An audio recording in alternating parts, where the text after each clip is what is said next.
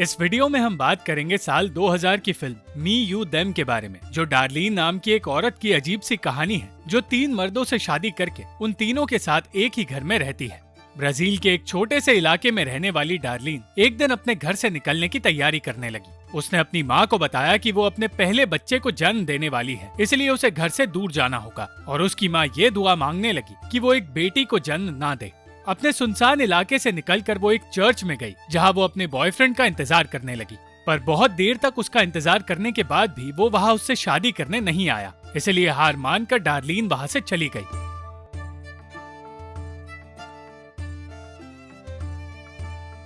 तीन साल तक शहर में रहने के बाद डार्लीन अपने बेटे के साथ घर लौट कर आई और उसे पता चला कि 3 सालों में उसका गांव पूरी तरह बदल गया है। जब वो अपने घर की ओर बढ़ी तो उसने अपने पड़ोसी ओसियस को देखा, जो अपना नया घर बनाने की तैयारी कर रहा था। डार्लीन और उसके बच्चे को देखकर ओसियस सोच में पड़ गया। और जब डार्लीन अपने घर पहुंची तो उसे पता चला कि उसकी माँ की मौत हो चुकी है। अगली सुबह अपने घर में सारा सामान भरकर ओसियस डार्लीन की माँ के फ्यूनरल में गया। वो अब भी किसी सोच में डूबा हुआ था और उसी सोच को अपने साथ लेकर वो कुछ देर बाद फिर से डार्लीन के सामने गया। ओसियस असल में डार्लीन से शादी करना चाहता था और उसने कह दिया कि शादी करके डार्लीन को ओसियस का नया घर और सारे जानवर मिल जाएंगे। एक बार के लिए डार्लीन को उसकी बात अजीब लगी, पर उसने सोचा कि शादी करना एक बुरा फैसला नहीं होगा। जल्द ही उन दोनों ने शादी कर ली। पर डार्लीन ये तक नहीं जानती थी कि उसका नया पति आखिर है कैसा। ओसियस एक आलसी आदमी था जो अपनी ही शादी में किसी कोने में बैठा रहा, इसलिए उसे छोड़कर डार्लीन उसके कजिन जीनो के साथ वक्त बिताने लगी। शादी के बाद जो प्यार एक पत्नी को मिलता है, डार्लीन को वो तक नहीं मिला और अगले ही दिन से डार्लीन ने खेतों में काम करना शुरू कर दिया। वो घर को संभालने के साथ साथ खेतों का काम भी करती रही और अपने बच्चे को भी पालती रही। ओसियस उस घर का कोई काम नहीं करता और नदी से पानी लाने तक का भी काम डार्लीन को ही करना पड़ रहा था। दिन भर ओसियस अपने झूले में पड़ा रहता था और उसे दूसरों के ताने सुनकर भी शर्मिंदगी महसूस नहीं होती। वक्त बीतता गया और कुछ वक्त बाद डार्लीन ने अपने दूसरे बेटे को जन्म दिया, पर ओसियस और उसकी बहन को लगने लगा कि उस बच्चे का पिता खेतों में डार्लीन के साथ काम करने वाला कोई मजदूर है, इसलिए ओसियस और डार्लीन का रिश्ता बिगड़ने लगा। डार्लीन फिर भी हर रोज अपना काम ठीक से करती रही और अपने दोनों बच्चों को संभालकर अपने आलसी पति को पैसे देती रही। वो अपनी इस जिंदगी से हार मानने लगी थी, पर उसके बड़े बेटे ने उसे हिम्मत दी। उसे एहसास हुआ कि वो ऐसी जिंदगी अपने बच्चों को नहीं देना चाहती और एक रात उसे चीजें बदलने का मौका मिला जब ओसियस का भाई जीनो उसके करीब आया। उसने जीनो को बताया कि वो घर छोड़कर जा रही है और अगली सुबह वो अपने घर से दूर जाने की कोशिश करने लगी। पर जैसे ही ओसियस को ये बात पता चली, वो उसे घर वापस लाने की कोशिश करने लगा। डार्लीन अपने बड़े बेटे को उसके पिता के साथ शहर भेज रही थी और उसने ऐसा करके ना चाहते हुए भी हमेशा के लिए अपने बेटे को अलविदा कह दिया।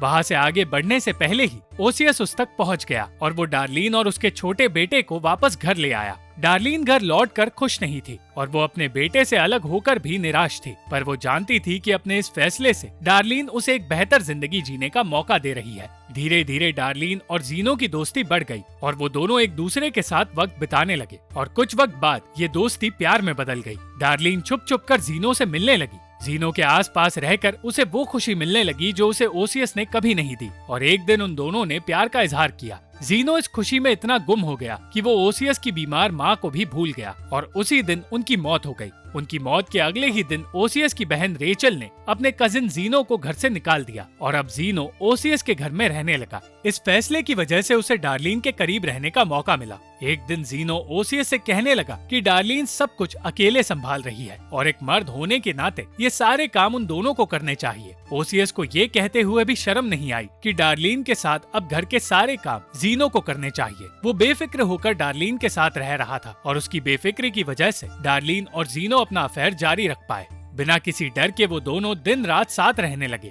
ओसियस की नजर में जीनो घर का एक नौकर था, पर रेचल ने उसे समझाया कि जीनो और डार्लीन के बारे में गांव के लोग बातें करने लगे हैं। फिर भी उसे कुछ समझ नहीं आया। एक दिन डार्लीन ने जीनो को बताया कि वो उसके बच्चे की माँ बनने वाली है और ये सुनकर जीनो बहुत खुश हो गया। पर उस बच्चे के जन्म से ओसियस बिल्कुल खुश नहीं था, क्योंकि वो जानता था कि घर में मौजूद दोनों बच्चे उसके नहीं हैं। उसने जीनो और डार्लीन को एक दूसरे से दूर रखने की कोशिश शुरू कर दी। कुछ महीने गुजरने के बाद सच बाहर आ गया और जीनो ने डार्लीन से शादी कर ली।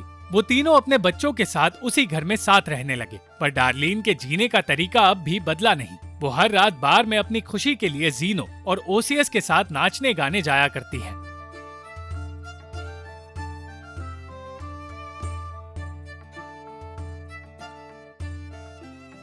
और एक रात उसी बार में उसे एक अनजान आदमी नजर आया जिसे डार्लिन ने पहले कभी देखा नहीं था। चीरो नाम का वो आदमी उस गांव में रहने लगा और वो उन्हीं खेतों में काम करने लगा जहां डार्लिन काम करती है। चीरो से बात करने पर उसे पता चला कि उसके पास कोई घर नहीं है और दोस्ती होने पर डार्लिन ने उसे अपने घर खाना खाने बुलाया। चीरो उसी रात डार्लिन के घर गया और डार्लिन उसे देखकर बहुत खुश हुई। जीनो ने चीरो को घर के अंदर बुलाने से इनकार कर दिया, पर ओसियस ने कहा कि वो घर उसका है और वो चाहता है कि चीरो उसके साथ खाना खाए। कुछ देर बाद ओसियस ने चीरो को उस रात उसी घर में रहने के लिए कह दिया और एक रात के लिए ही सही चीरो को सोने के लिए एक छत मिल गई। उस रात जीनो के साथ उसके कमरे में रहने के बाद अगली सुबह चीरो घर से निकलने की तैयारी करने लगा। डार्लिन अकेले खेतों की ओर जा रही थी, पर चीरो ने उसके साथ जाने का फैसला किया। जीनो ओसियस से नाराज था क्योंकि उसने एक अनजान जवान मर्द को उस घर में रहने दिया जिस घर में डार्लिन है, पर ओसियस को उसकी बातों से कोई फर्क नहीं पड़ा। दूसरी ओर डार्लिन और चीरो एक दूसरे के साथ वक्त बिताकर एक दूसरे को पसंद करने लगे और जब जीनो डार्लिन के लिए खाना लेकर खेतों में पहुंचा तो उसे उन दोनों के अफेयर के बारे में पता चल गया।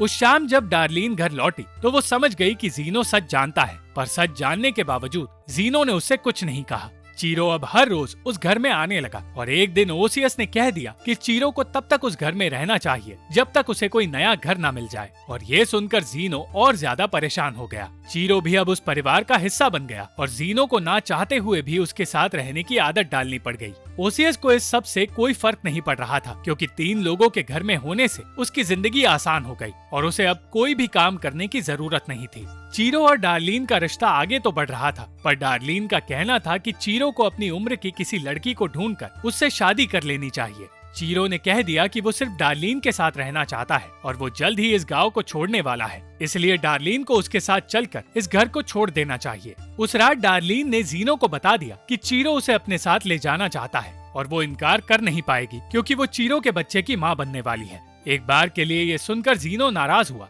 पर डार्लिन ने उसे मना लिया। कुछ देर बाद उसने चीरो को भी बता दिया कि वो माँ बनने वाली है और उस होने वाले बच्चे की वजह से उनका रिश्ता और मजबूत हो गया।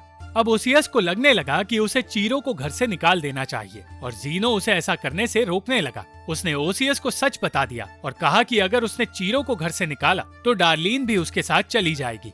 उसने ये भी समझाया कि डार्लिन और चीरो अब भी जवान हैं और उन्हें 2 बूढ़ों की जरूरत नहीं, पर उन 2 बूढ़ों को डार्लिन और चीरो की सख्त जरूरत है। कुछ देर तक सोचने के बाद ओसियस ने चीरो के लिए कमरा बनाने का फैसला किया और जीनो की वजह से डार्लिन को वो मिल गया जो उसे चाहिए था। चीरो अब भी खुश नहीं था क्योंकि वो इस घर में रहना नहीं चाहता था और वो डार्लिन को ओसियस और जीनो से दूर रखना चाहता था। इसलिए डार्लिन ने वादा किया कि उनके बच्चे का जन्म होते ही वो लोग इस गांव से दूर चले जाएंगे। बच्चे के जन्म का वक्त आ गया और ओसियस ऐसे बर्ताव करने लगा जैसे कि उसे कोई फर्क नहीं पड़ता, पर अंदर ही अंदर उसे उस बच्चे की फिक्र हो रही थी। रेचल की मदद से डार्लिन ने उसे जन्म दिया और उस बच्चे के जन्म लेते ही ओसियस गहरी सोच में पड़ गया। वो डार्लिन को खोना नहीं चाहता था, पर वो जानता था कि चीरो उसे अपने साथ ले जाएगा। पूरी रात इस सोच में डूबे रहने के बाद अगली सुबह जैसे ही चीरो घर से निकला, ओसियस बिना किसी को बताए उस बच्चे के साथ साथ उसके बड़े भाइयों को लेकर घर से बाहर चला गया। डार्लिन को जब पता चला कि उसके बच्चे घर में नहीं है तो वो रोने लगी और बिना वक्त गवाए जीनो उन बच्चों को ढूंढने निकल पड़ा। ओसियस असल में उन बच्चों के नाम रजिस्टर करवाने गया था और अंत में उन तीनों को कानूनी तौर पर अपने खुद के बेटे साबित करके वो घर लौट कर आया। तीनों ही बच्चे ओसियस के नहीं थे, पर अपने आप को उनका पिता बनाकर उसने डार्लिन को हमेशा के लिए उस घर में रोक लिया। सिर्फ ओसियस के आलस की वजह से अब डार्लिन चाहकर भी उस घर से निकल नहीं पाएगी, क्योंकि ऐसा करने पर वो अपने बच्चों को हमेशा के लिए खो देगी। Thank you for watching this video. अगर आपको ये वीडियो पसंद आई तो इस वीडियो को लाइक, शेयर और इस वीडियो पर कमेंट जरूर करें और इस चैनल को सब्सक्राइब करना मत भूलना।